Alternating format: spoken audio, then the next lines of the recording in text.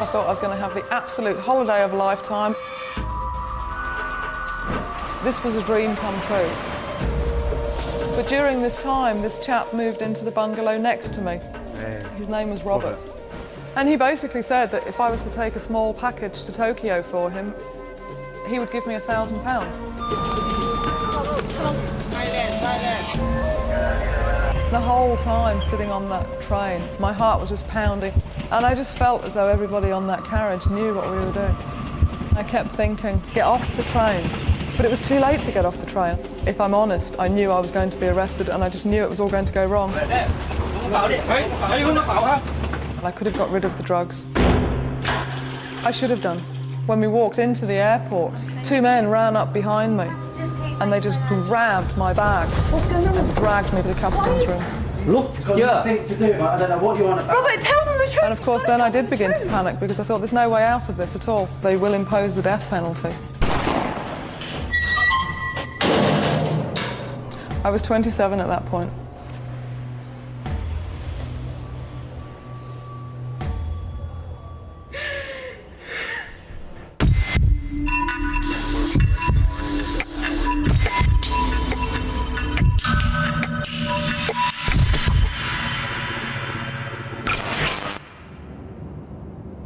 Well, I left for Thailand because I could leave for Thailand, and I went with a friend of a friend who was already going. He'd already got his trip planned, and I went along with him. Less than a week after talking about it, I was on a plane going. I thought I was going to be away for 3 months. I thought I was going to have the absolute holiday of a lifetime, and I was going to see tigers and elephants and jungles and rainforest and all that wonderful stuff.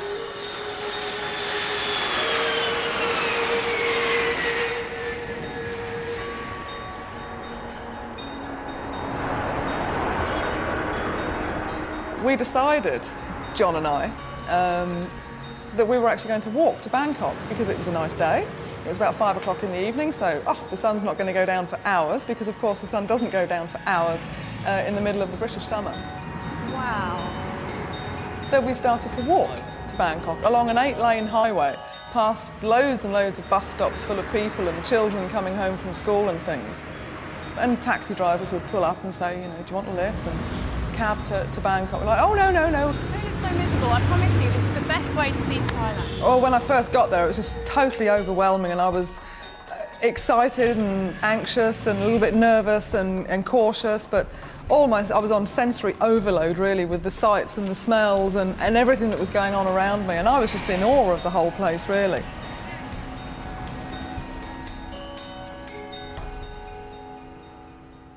And I just felt like I was living an adventure. It was great, and I just loved it from the very beginning. I really did.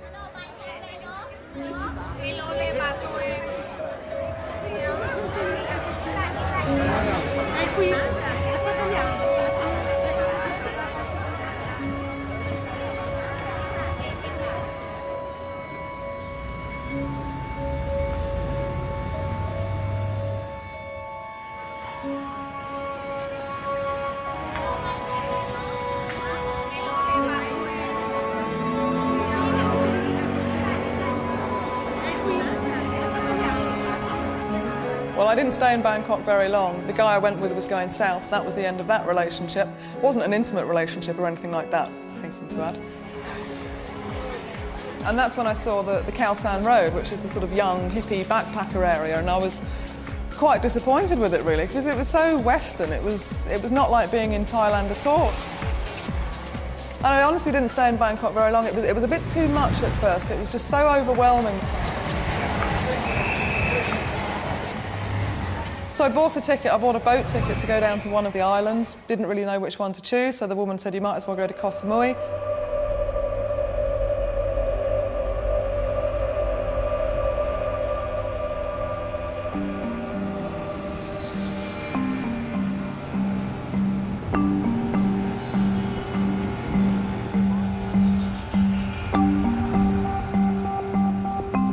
You know, when that boat docked in the harbour the next day, I honestly had to start pinching myself because I thought I have died and gone to heaven. I have landed in absolute paradise on earth. Check this out.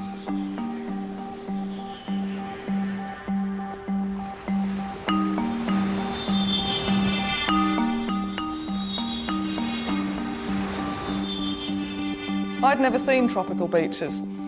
But within a couple of days of being there, I just knew I was born to live on a beach, because I just came alive on that beach. I loved it.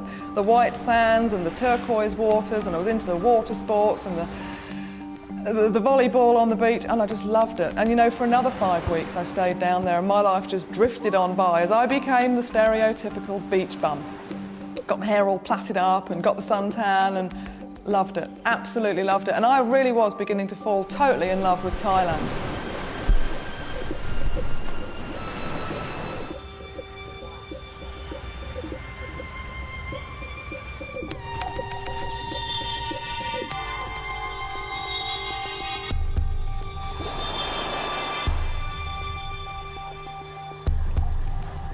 As I was laying in my little bamboo bungalow this one night, the person in the bungalow next to me was playing some sort of tinkly music, and as soon as I heard that music I realised I haven't had enough. I have not had enough of this incredible country.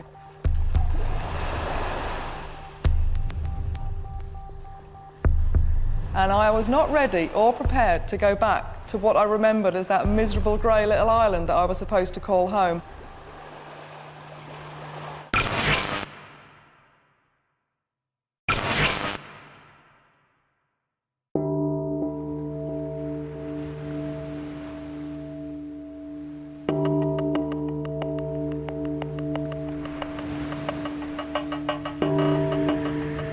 I went straight back to the city, and I got work, and I got an apartment, and I got a social life, got a boyfriend.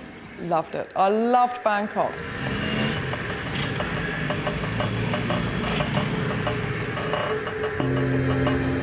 It used to take up to 3 hours to get to this school that I was working at if I used the road, so I would ride the canals. But the trouble with the canals is that you are riding on an open sewer, an untreated, unfiltered open sewer. And the Thai people just take a book or a piece of paper, fold it in half, and they put it over their mouth and nose, and it protects them from the water. It's such a simple solution, but it works. Now, I wasn't very diligent with my book or my piece of paper, and I remember I got splashed one morning. I like to think that I didn't lick it away, but I think I probably did, and then just kind of hoped, oh, I'm sure that'll be okay, you know, a bit of dirty water, it'll be okay. But of course it wasn't okay. And I woke up the next morning and I was so violently ill that I honestly wondered whether I was in the process of dying. But I am prone to hysteria and overreaction, so I told myself, just calm down a bit, it'll be okay. Went along to see this doctor, and he said, you've got amoebic dysentery, you've picked it up from the canal water. I was just absolutely horrified at the idea of having parasites in me. Life seemed to be going from bad to worse, and I was getting more and more miserable. So I decided that, yeah, I would go down to this island. I'd take a break, I'd be in a nice place with nice people, get my head together, then come back and make a fresh start in Bangkok, get work and buy my ticket to go home.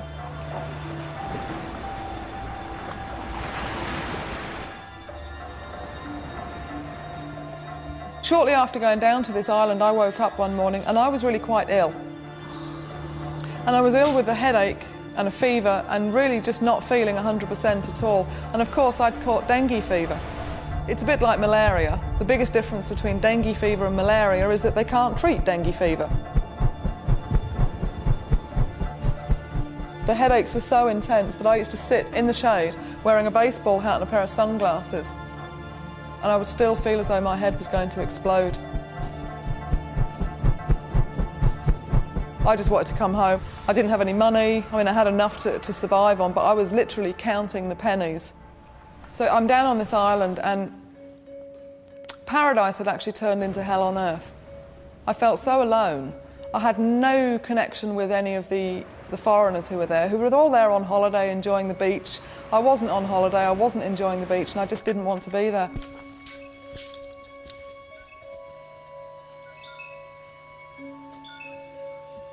But during this time, this chap moved into the bungalow next to me.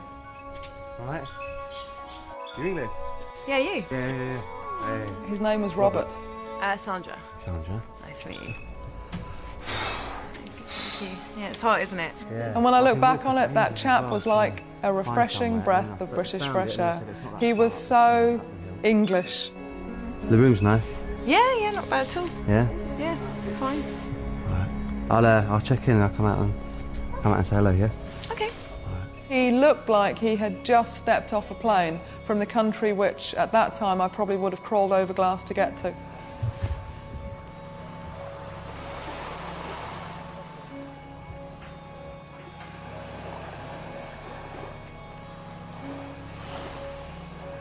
We didn't spend a lot of time with each other, we didn't get to know each other, but it was nice just to touch base with him and talk about the weather, because you do when you meet an English person, you talk about the weather. I can't say I clicked with him. I can't say I actually connected with him in any deep way. We didn't really have an awful lot to do with each other. He knew I'd been away from home for a long time because I didn't have the money at that time for a ticket home.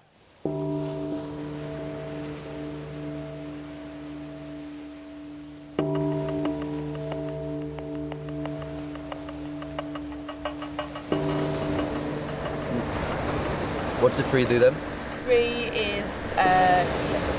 So that's a good one to have. Yeah. So what do you do for a living then?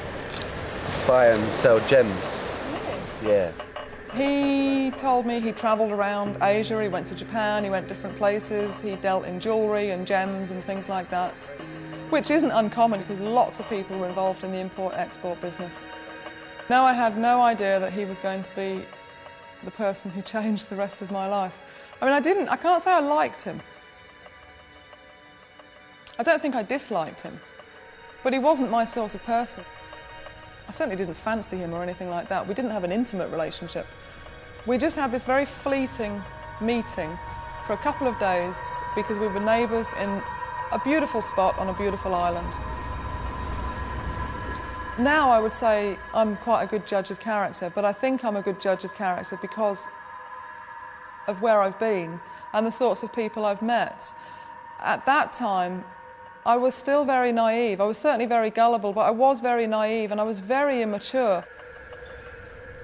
And I didn't see people for what they were. I saw people for what I thought they were. I certainly had my suspicions, but to be fair, an awful lot of people who do that backpacking route through Thailand and hang out on the beaches for a long time are partial to drugs. And I just assumed that people were good-natured and honest and loyal and decent people. Not everybody is. I needed to get back to Bangkok because I needed to phone my family at Christmas time. I could have phoned from the island, but I couldn't remember their phone number at the time, and I knew I had to get back to the city where I had my phone book so I could make this phone call and wish them all a happy Christmas.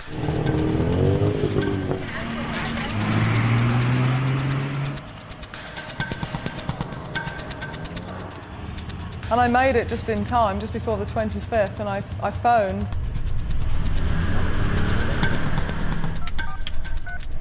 It was quite an emotional phone call because, again, I was lying and saying that everything was absolutely fine, and everything wasn't absolutely fine at all.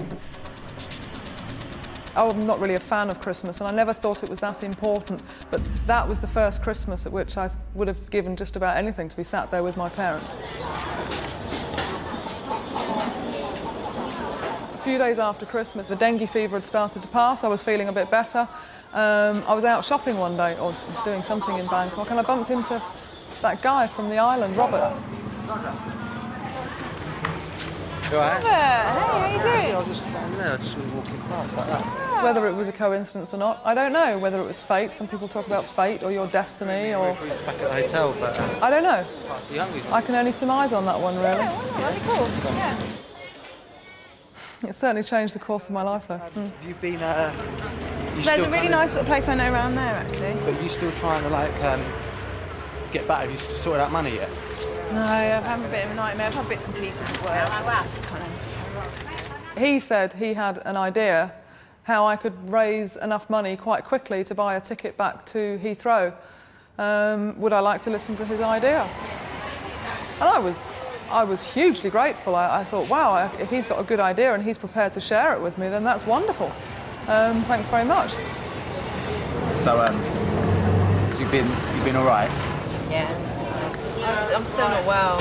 Still feeling a bit shit? I just want to get home, to be honest. It's good to bump into you, actually. And he basically said that if I was to take a small package to Tokyo for him, he would give me £1,000. That's the thing I was saying to you back there. If you want, I can help you out a little bit. If you're looking for a bit of work, I can just get you to, if you just carry a package for me. Where to? Yeah, it's just package.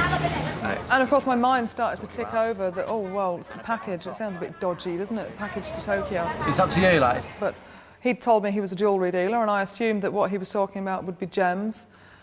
But as I was pondering this gem smuggling and, oh, I don't know about this, it all sounds a bit dodgy, I saw the back of his left hand. What What have you done to your hand? I hit an artery instead of a vein the other day. Nice. Yeah. And that was the point at which I realised he seems to have a bit of a problem with drugs. Well, what exactly is going to be in this package then? Just some heroin, just like for me in the room. What to do, what with? To sell or? No, that's the thing, it's nothing like that. So that's why I wouldn't ask you otherwise. He was very matter-of-fact about it. He didn't try to persuade me, he didn't con me into doing it, he just asked me if I wanted to do this or not. To see us through for the 5 weeks, just so we, Okay, well, I'll have to think about it, Robert. Yeah, well, we'll think about it. All right. I will. Yeah? I will. Thanks. Well, I was a bit surprised and I didn't really know what to say. And I didn't say anything at all. I went home. And I thought only that, well, you know, it's not my fault, he's a heroin addict. It's not my problem, it's not my fault, I didn't force it on him. If I didn't do it, somebody else was going to do it.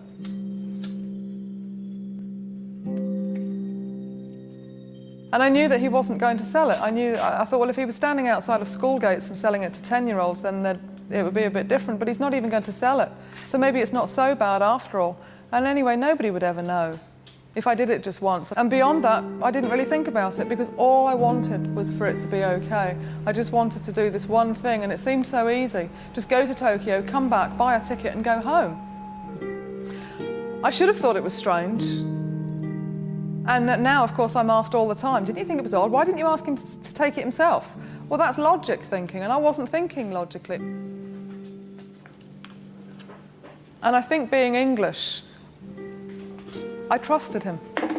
He was the same age as me, same nationality as me, and I just assumed I could trust him. And if I'd stopped and thought about it for long enough, I wouldn't have done it.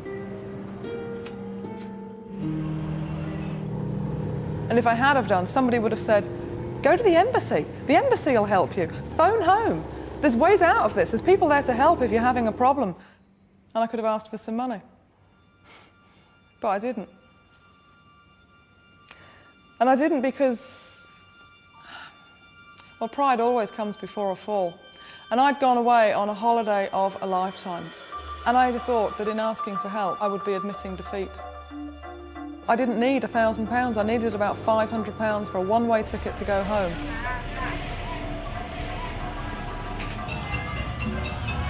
Once I decided that I was going to do this, and I'd agreed to do this, the days just seemed to disappear in a bit of a haze, to be honest with you.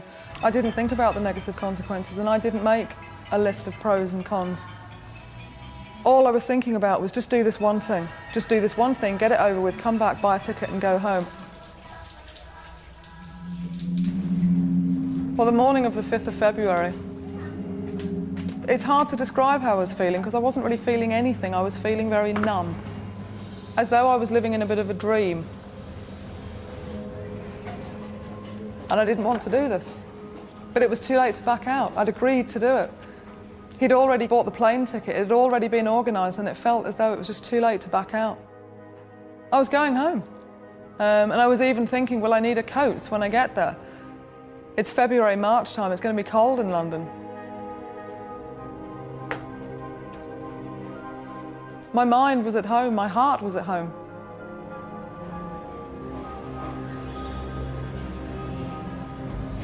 About halfway through the day, I'm not sure what time it was, Robert came round.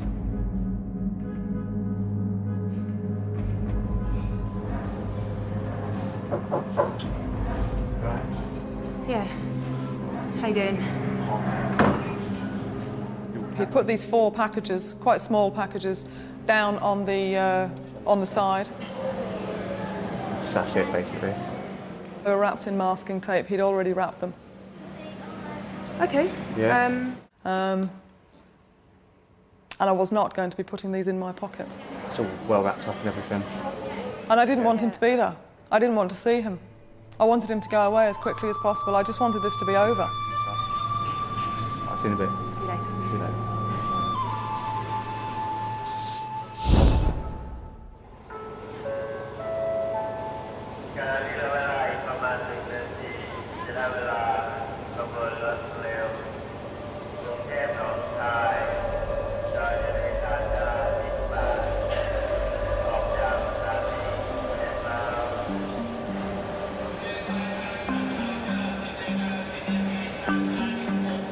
We'd arranged to meet at the ticket office to the express train to the airport.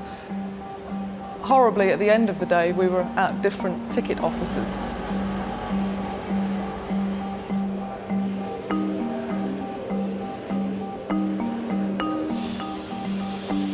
I spent what seemed like days and days sitting at the station waiting for Robert. It wasn't days, it was probably about an hour. And the time was ticking by. I kept looking at my watch and realising he's late, he's not here, where is he? And I had a sneaking feeling somewhere in the back of my mind or the back of my heart that this was all going wrong. If I'm honest, I knew I was going to be arrested and I just knew it was all going to go wrong.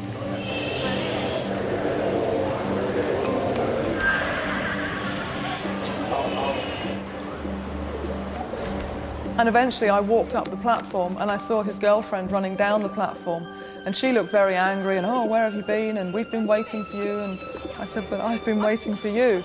And it turned out that there was more than one ticket office.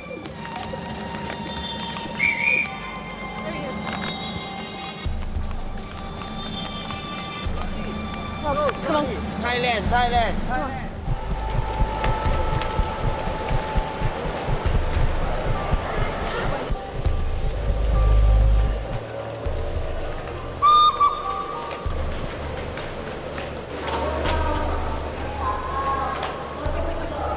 We eventually found a train that was going to the airport. It wasn't the express train, it was just a normal train that stopped at every single train station on the way to the airport.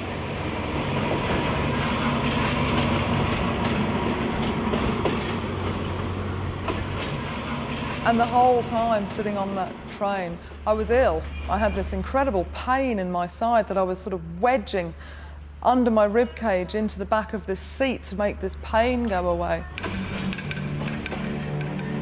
We were the only foreigners on the train. Everybody else was Thai and they were commuters. And I just had a feeling that they were all looking at us because they all knew what we were doing.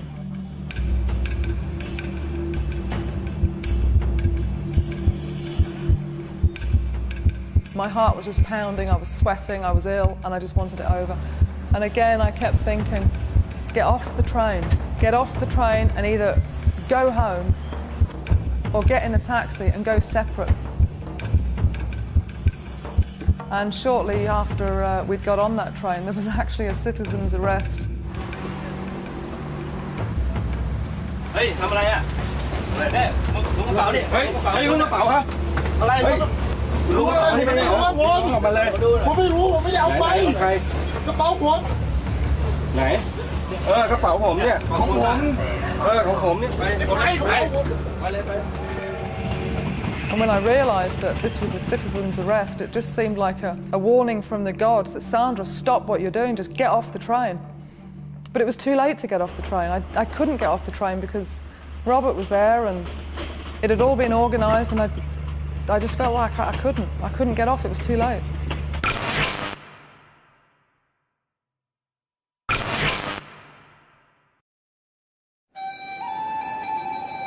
When we walked into the airport, it just seemed very, very, what we were doing became very, very real.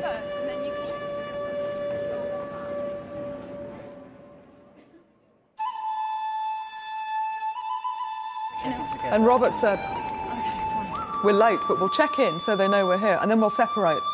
I said, okay. So we found the check-in to the flight that we were on. There was nobody there because we were so late. Everybody who'd already booked onto that flight were already sitting on the plane. Robert went up and he handed in his passport and his ticket. was like 20 minutes to leave.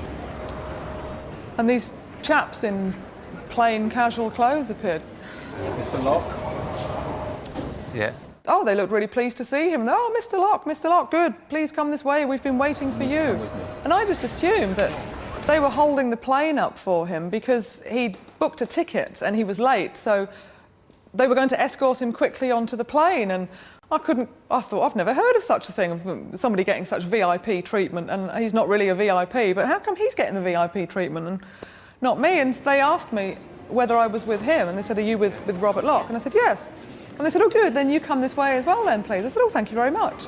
And we all went trotting off together.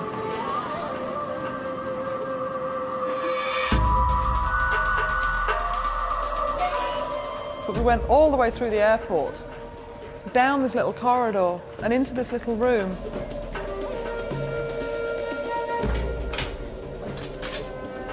I didn't quite know why we were there. And then all hell seemed to break loose.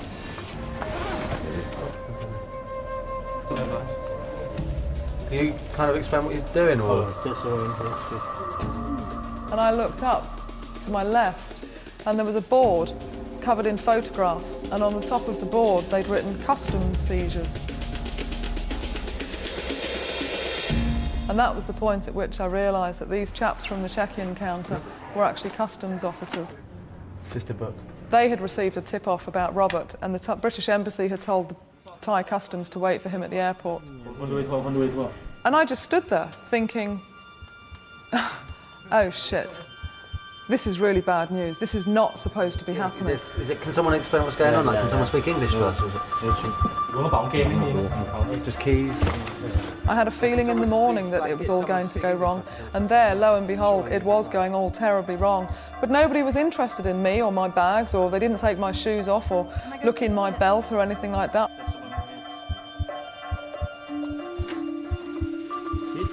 Calling me? What? Okay. Where? This can be me. This okay. I don't know.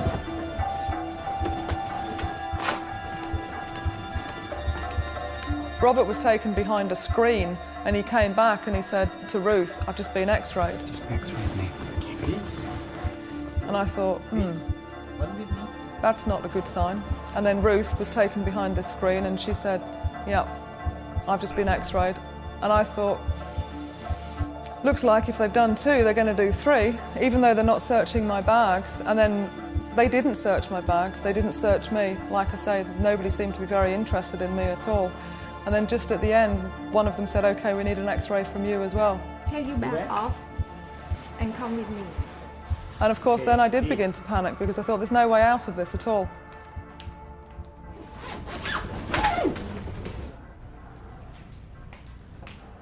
So they took an x-ray, and then they said, you can take your bags and you can go now. And we left. I just assumed it hadn't showed up on the x-ray. And I thought, well, gosh, that was quite lucky, wasn't it? It obviously just hasn't shown up, and we're okay. They took us to the Bureau de Change because we didn't have any money. So we went and we changed money. That's 1, 2, 3, 4. The woman who was holding the plane up on the walkie-talkie said to me, if you still need to go to the toilet, there's one just over there, and you can go now if you want.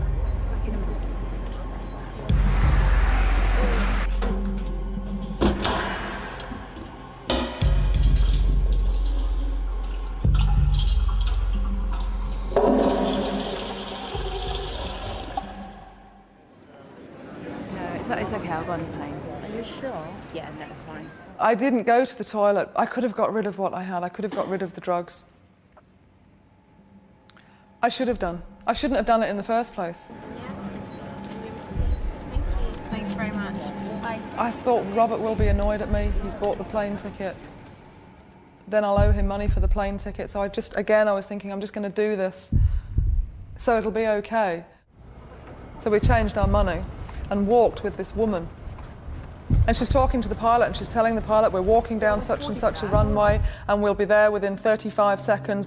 And just as we were walking down this, like a black ramp, towards the gate and the plane, two men ran up behind me and they just grabbed my bag, my shoulder bag, and dragged me back to the customs shed. What are you doing? They had the X-ray up on the glass screen with the light behind it, and actually it was as clear could be. Robert and Ruth were brought in behind me. Look, this is ridiculous. You've made me miss my plane. You've been checking our bags. You've not found anything. What's going on? And he was very, very angry. I turned to Robert and said, "But Robert, look, they can see." And he just denied all knowledge of me. I'm sorry, I don't even know who she is. I don't know who she is. I don't know who you are. What? You can just, disassociate us from her completely. Yeah. Think to do, I don't know what you want about. Robert, tell them the truth. You've got to tell them the truth. I don't know who you are. Don't know. We had never discussed what would happen or what we would do if we got caught. I just assumed, and I assumed too much, obviously, but I just assumed that A, we wouldn't get caught, and B, if we did get caught, that he would maybe be in it with me.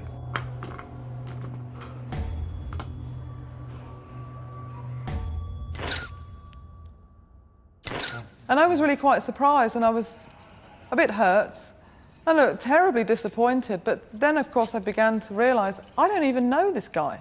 I've just done this thing for him. I don't know him. And all of a sudden, of course, I felt very alone. And I was actually very alone because almost immediately we were all three separated.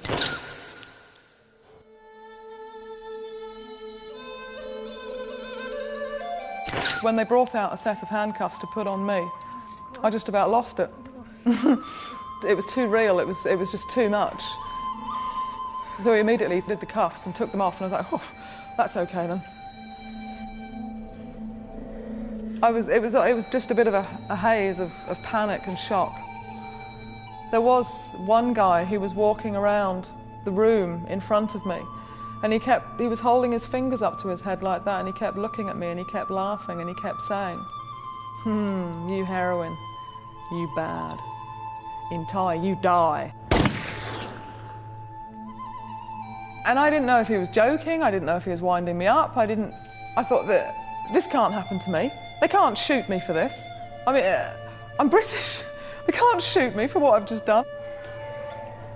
But that's when I began to realise that, I am in a bit of a spot of bother here. It was incredibly embarrassing, walking all the way through the airport, out into this van and taken off to, I didn't know where we were going. A police station somewhere in Bangkok. It always takes a long time to get to where you're going in Bangkok because of the roads, and it's a big city. The traffic wasn't too bad, but it still took quite a long time. I fell asleep in the van. I always fall asleep when I've had a shock. I was dreaming about, I don't know, and I was woken up. And I turned to Robert when I woke up and I said, that was a dream, wasn't it? Tell me that was a dream. And he said, no, it bloody well wasn't a dream. Get out of the van.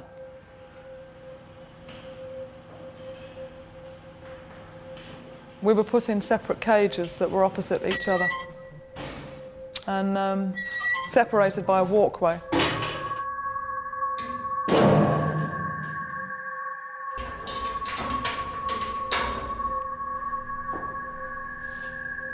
I don't know if I should call it a cell. It wasn't really a cell at all. It was like a cage, an old-fashioned gorilla cage that you'd see at London Zoo.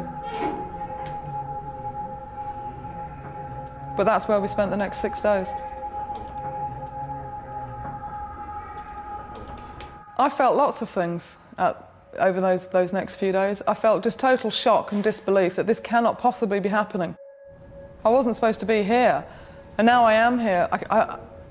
I won't be here for very long because they'll realise that I've just been stupid and I didn't mean it and I've never done it before, and they'll let me go because they just will. And then at other times I realise that this is a really bad situation and it doesn't look like I'm going anywhere at all, and the guy with his fingers up to his head in the airport telling me basically that they will impose the death penalty. And he was right, actually, they do impose the death penalty in Thailand.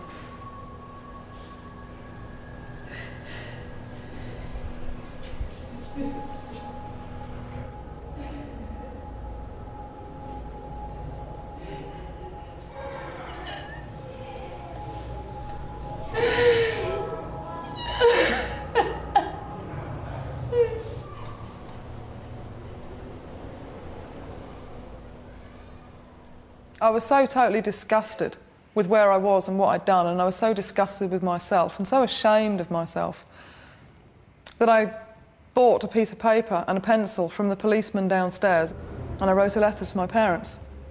And I wrote and I told them to forget they'd had a daughter. And I just thought that if they were to do this, they could just move on with their lives. I told them to burn all the photographs, tear up all my letters, never mention my name again. Just get on with the rest of your lives and forget all about me. A woman came from the British Embassy to see me, as they always do when there's been a foreign arrest in a country. And she said that she wanted my parents' name and address because she thought they should be informed. And I said, no. Don't tell my parents, don't tell anybody. And she said to me, well, Sandra, the media might be quite interested in this case. And I thought, well, she's off her head. Why would the media be interested in this?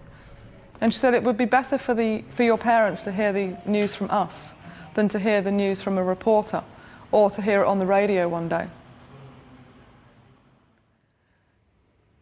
So I gave her my parents' address and their names, and they sent the policeman round to their house, and this policeman knocked on the door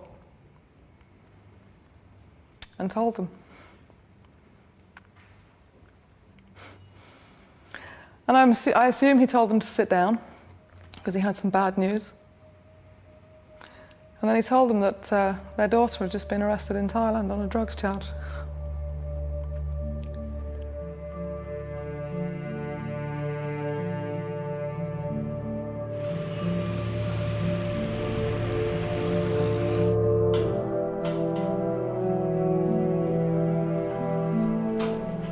As soon as we left the police station, a camera was straight in my face, and all these people were saying, Sandra, Sandra, Sandra, you know, what are you thinking, what's going on, all these questions in this camera. And down the side of this camera, I could see ITN. What's it like in the cell, Sandra? Obviously, I knew that this was the ITN news. My grandfather watches ITN news. And as I walked out of the police station, I thought, this is going to kill him. He's going to get up in the morning, he's going to turn his television on, and he's going to see me being taken to court, and this is going to kill him.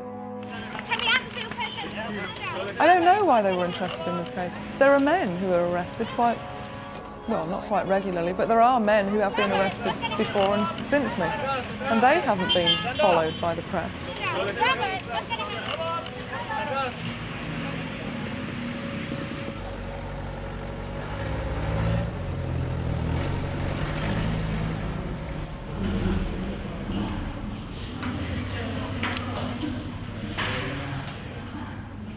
The next morning I was called for a visit, and somebody said to me, oh, your parents are in the embassy room. And when I went out, it was very emotional,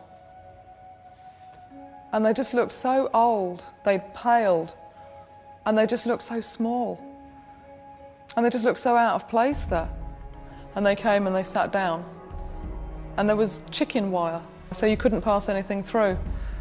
And my parents stuck their fingers through the chicken wire.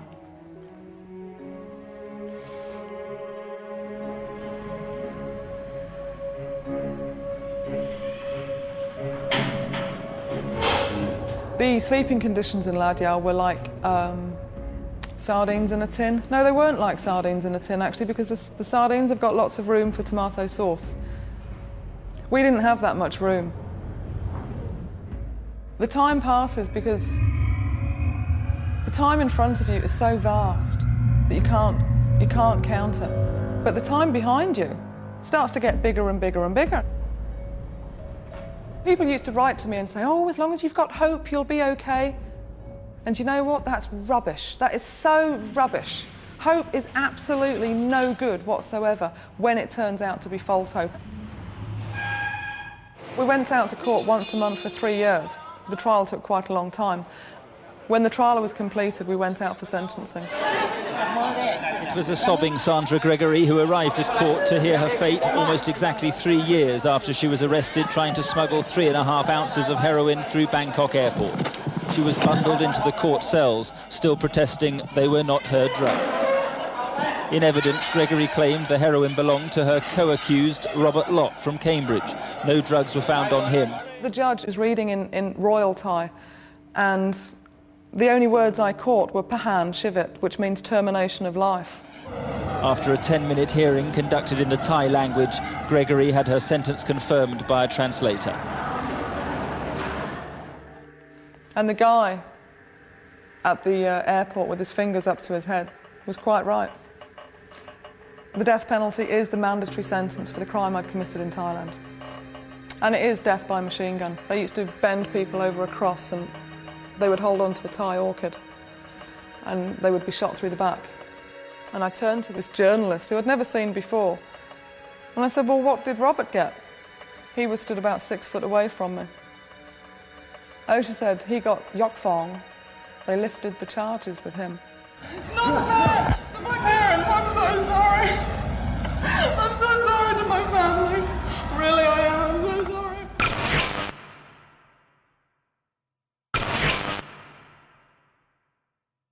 After a 10-minute hearing conducted in the Thai language, Gregory had her sentence confirmed by a translator. And it was a woman behind me. She was Thai, but she was working for an English newspaper. She said, no, no, no, no. He's reduced it to life, and then he reduced it to 25 years for you. Sandra Gregory is about to leave this holding cell for what could be a long period in a Thai jail. Her only hope, an appeal or intervention by the British Prime Minister John Major, and that's thought unlikely. It's not fair. Why are they doing this to me? As she was driven away to prison, her last thoughts were of her family. 22 more years. I'm going to be an old woman before I see them. And I told the truth.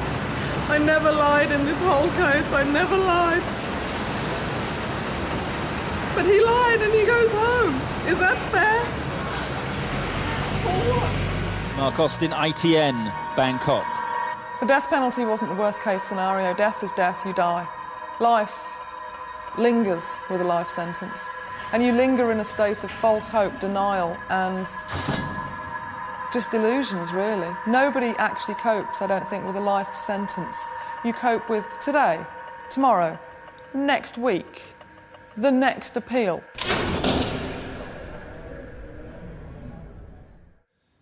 I spent 4 years, 4 months and 4 days in La Diao prison. I wasn't counting.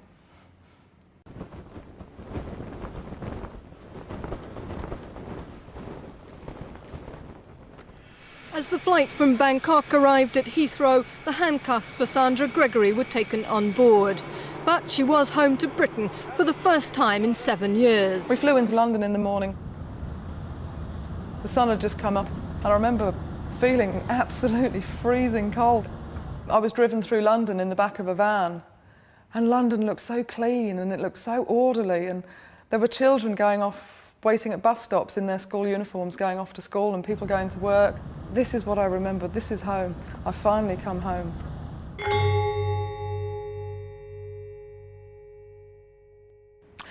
The day I was granted my pardon was a big deal. It was a big day. I phoned my parents again because my mother had told me on the phone in the afternoon, the governor had told me to phone my mother.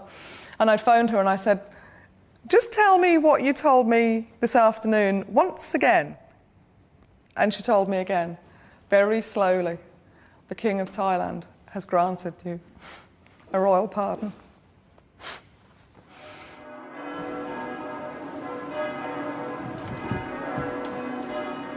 In 2002, I went to university for a geography degree.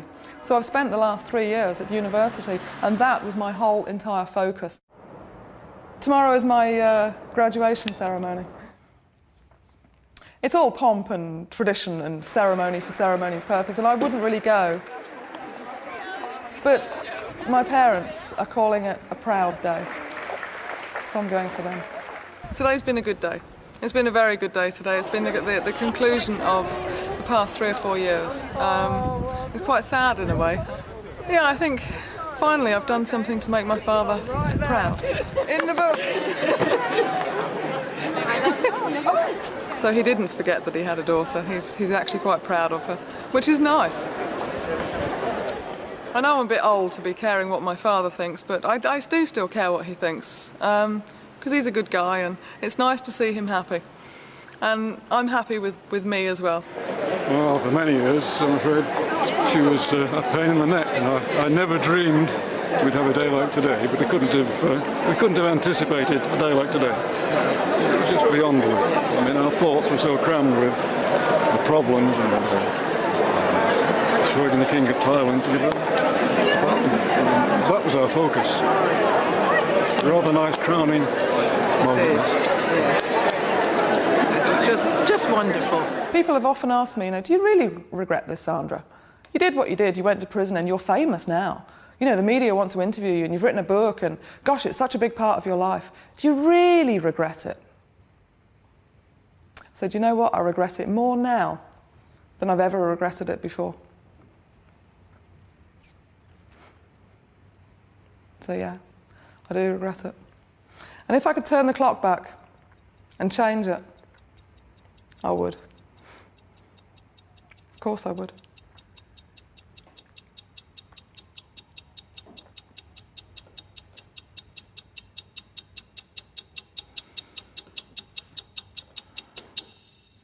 Next week in Banged Up Abroad, we hear the story of Mark, who not only risked his freedom, but like Sandra, put his life in jeopardy when he became a human donkey carrying cocaine from San Francisco to Australia. Next tonight, cosmetic surgery addicts in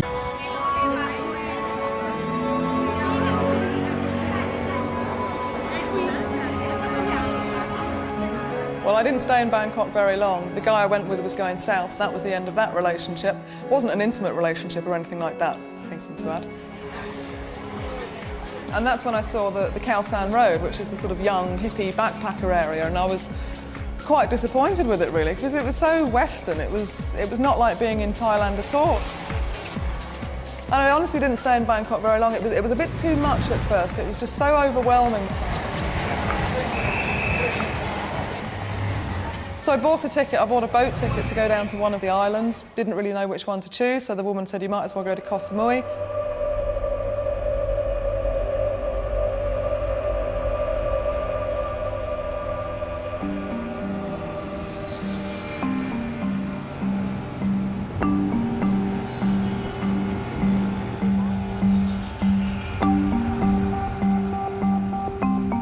When that boat docked in the harbour the next day, I honestly had to start pinching myself because I thought I have died and gone to heaven. So we started to walk to Bangkok along an 8-lane highway, past loads and loads of bus stops full of people and children coming home from school and things. And taxi drivers would pull up and say, do you want a lift? And cab to Bangkok. We're like, oh, no, no, no. They look so miserable. I promise you, this is the best way to see Thailand. Well, when I first got there, it was just totally overwhelming, and I was excited and anxious and a little bit nervous and cautious, but almost I was on sensory overload, really, with the sights and the smells and everything that was going on around me, and I was just in awe of the whole place, really.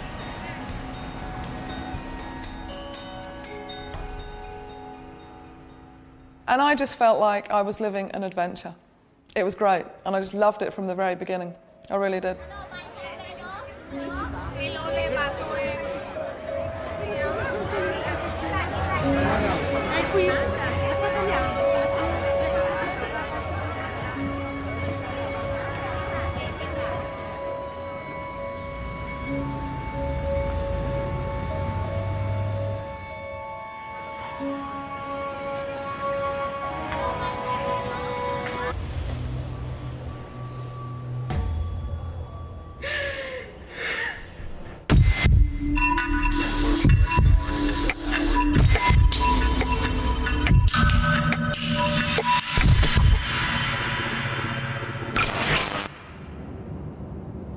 Well, I left for Thailand because I could leave for Thailand, and I went with a friend of a friend who was already going. He'd already got his trip planned, and I went along with him. Less than a week after talking about it, I was on a plane going. I thought I was going to be away for 3 months. I thought I was going to have the absolute holiday of a lifetime, and I was going to see tigers and elephants and jungles and rainforest and all that wonderful stuff.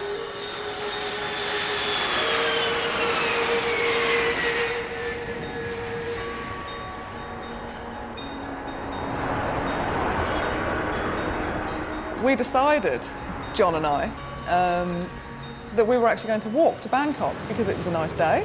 It was about 5 o'clock in the evening, so the sun's not going to go down for hours, because of course the sun doesn't go down for hours in the middle of the British summer. Wow. I have landed in absolute paradise on earth. Check this out.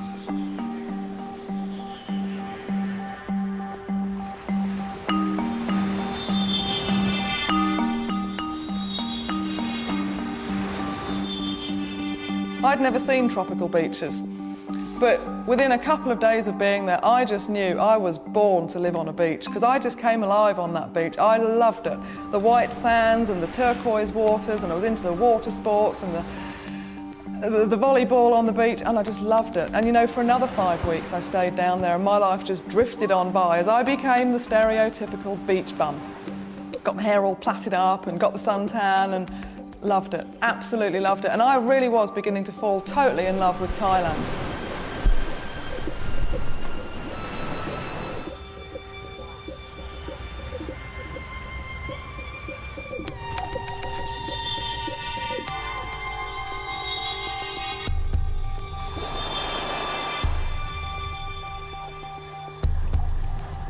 As I was laying in my little bamboo bungalow this one night, the person in the bungalow next to me was playing. I thought I was going to have the absolute holiday of a lifetime. This was a dream come true. But during this time, this chap moved into the bungalow next to me. His name was Robert. And he basically said that if I was to take a small package to Tokyo for him, he would give me £1,000. The whole time sitting on that train, my heart was just pounding, and I just felt as though everybody on that carriage knew what we were doing. I kept thinking, get off the train. But it was too late to get off the train. If I'm honest, I knew I was going to be arrested, and I just knew it was all going to go wrong. I could have got rid of the drugs. I should have done. When we walked into the airport, 2 men ran up behind me, and they just grabbed my bag and dragged me to the customs room. Look, you've got nothing to do. I don't know what you want about. Robert, tell them the truth. And of course, then I did begin to panic, because I thought there's no way out of this at all. They will impose the death penalty. I was 27 at that point.